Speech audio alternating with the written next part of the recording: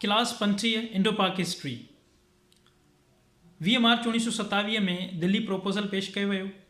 इन प्रोपोज़ल जो मक़सदु हिंदू मुस्लिम इतिहाद हुयो। तारीख़ ख़िलाफ़त 1922 खां पहिरियां हिंदू ऐं मुसलमाननि में इतिहाद हुयो।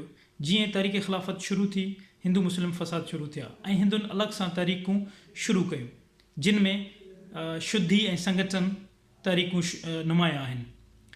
उन तहरीकुनि जो मक़सदु हुयो त हिंदुस्तान मां मुसलमाननि खे निकाले ॾिनी वञे। मुसलमान अॻुवाणनि जो ख़्यालु हुयो त हिंदू मुस्लिम इतिहाद थिए त जीअं हिकु थी अंग्रेज़नि सां मुहाॾो अटकाइजे। उन हवाले सां दिल्ली में मोहम्मद अली जिन्ना जी अॻुवाणीअ में गॾिजाणी रखी वई, जंहिंमें अलॻि चूंडुनि तां हथु खणी कुझु तजवीज़ूं पेश कयूं ऐं उन तजवीज़ुनि खे दिल्ली प्रोपोज़ल जो नालो ॾिनो वियो। उन तजवीज़ुनि में सिंध खे मुंबईअ खां अलॻि करण जो मुतालबो पिणु